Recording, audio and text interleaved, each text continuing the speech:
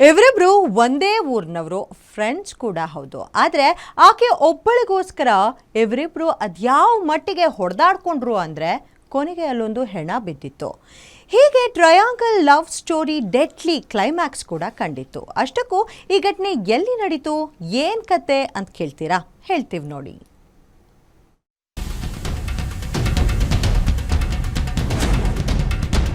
ಹೀಗೆ ರಕ್ತದ ಮಡುವಿನಲ್ಲಿ ಬಿದ್ದಿರುವ ಯುವಕನ ಹೆಸರು ದರ್ಶನ್. ವಯಸ್ಸು ಇನ್ನು 26 ವರ್ಷ ಅಷ್ಟೇ. ನೆಲಮಂಗಲ ಗ್ರಾಮಾಂತರ ಪೊಲೀಸ್ ಠಾಣೆಯ ರೈಲ್ವೆ ಗೊಲ್ಲಹಳ್ಳಿ ನಿವಾಸಿ. ತನ್ನ ಮನೆಗೆ ದರ್ಶನ್ನೇ ಆಧಾರವಾಗಿದ್ದ. ಕಾಲೇಜು ಮುಗಿಸಿ ಕೆಲ ತಿಂಗಳುಗಳಿಂದ ಕೆಲಸಕ್ಕೆ ಸೇರಿದ್ದ. ಈ ವೇಳೆ ದರ್ಶನ್ಗೆ ರೈಲ್ವೆ ಗೊಲ್ಲಹಳ್ಳಿಯಲ್ಲೇ ಇರುವ ಯುವತಿಯೊಬ್ಬಳ ಪರಿಚಯವಾಗಿ ಪ್ರೀತಿಗೆ ತಿರುಗಿತ್ತು. ಆದರೆ ದುರಾದೃಷ್ಟಕ್ಕೆ ಇದೇ ಪ್ರೀತಿನೇ ಇವನ ಪ್ರಾಣವನ್ನೇ ತೆಗೆದುಬಿಟ್ಟಿದೆ.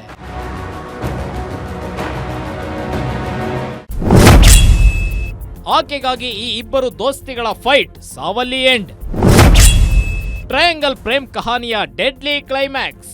ಎಸ್, ಈ ದರ್ಶನ್ ಪ್ರೀತಿಸುತ್ತಿದ್ದ ಯುವತಿಯ ಎಕ್ಸ್ ಬಾಯ್ ಫ್ರೆಂಡ್ ವೇಣುಗೋಪಾಲನೇ ಕೊಲೆ ಆರೋಪಿ. 5 ವರ್ಷಗಳ ಕಾಲ ಈ ಯುವತಿ ಹಾಗೂ ವೇಣುಗೋಪಾಲ್ ಪ್ರೀತಿಸುತ್ತಿದ್ರು. ಆದ್ರೆ ಇವರಿಬ್ಬರ ನಡುವೆ ಆಗಾಗ ಜಗಳವಾಗುತ್ತಲೇ ಇತ್ತಂತೆ. ಇದೇ ಕಾರಣಕ್ಕೆ ವೇಣುಗೋಪಾಲ್ ಜೊತೆ ಯುವತಿ 1 ವರ್ಷದ ಹಿಂದೆ ಬ್ರೇಕಪ್ ಮಾಡ್ಕೊಂಡಿದ್ಲು. ಆದ್ರೆ ಆಕೆ ದೂರವಾದ್ರೂ ವೇಣುಗೋಪಾಲ್ ಹಠ ಬಿಟ್ಟಿರ್ಲಿಲ್ಲ. ಆಕೆಯನ್ನೇ ಮದುವೆಯಾಗೋಕೆ ಹಠಕ್ಕೆ ಬಿದ್ದಿದ್ದ. ಇನ್ನು ದರ್ಶನ್ ಹಾಗೂ ವೇಣುಗೋಪಾಲ್ ಒಂದೇ ಊರಿನವರು, ಸ್ನೇಹಿತರು ಕೂಡ.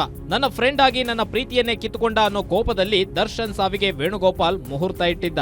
ನಿನ್ನೆ ರಾತ್ರಿ between 9:30 to 9:45 railway Gollahalli Nelamangala rural police station ಲಿಮಿಟ್ಸಲ್ಲಿ ಬರುವಂಥ ಒಂದು ಹಳ್ಳಿ ಅದು. ಅಲ್ಲಿ ಒಂದು ಇನ್ಸಿಡೆಂಟ್ ಆಗುತ್ತೆ. ಏನು ಅಂತಂದರೆ, ಆ ಗ್ರಾಮದಲ್ಲಿರುವಂಥ ವಾಸವಾಗಿರುವಂಥ ಒಂದಿಷ್ಟು ಫ್ಯಾಮಿಲೀಸ್ ಇದ್ದಾನೆ.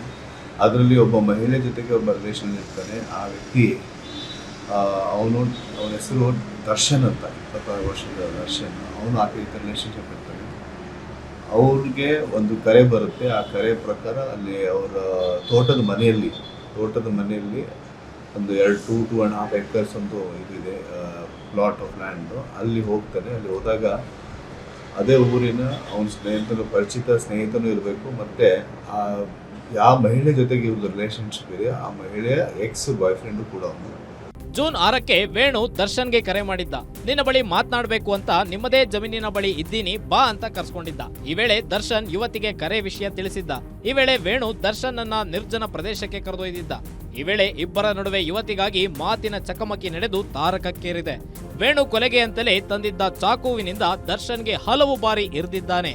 ಆಗಲೂ ಕೂಡ ದರ್ಶನ್ ಯುವತಿಗೆ ಫೋನ್ ಮಾಡಿ ವೇಣು ಚಾಕುವಿನಿಂದ ಚುಚ್ಚುತ್ತಿದ್ದಾನೆ ಎಂದಿದ್ದಾನೆ. ಯುವತಿ ಕೂಡಲೇ ದರ್ಶನ್ ಸಂಬಂಧಿಕರಿಗೆ ಫೋನ್ ಮಾಡಿ ದರ್ಶನ್ ಅನ್ನು ವೇಣು ಚುಚ್ಚಿ ಕೊಲೆ ಮಾಡುತ್ತಿದ್ದಾನೆ ಎಂದಿದ್ದಾಳೆ. ಗಾಬರಿಗೊಂಡ ದರ್ಶನ್ ಕುಟುಂಬಸ್ಥರು ಸ್ಥಳಕ್ಕೆ ಹೋಗಿ ನೋಡುವಷ್ಟರಲ್ಲಿ ಆತನ ಪ್ರಾಣ ಪಕ್ಷಿ ಹಾರಿ ಹೋಗಿತ್ತು.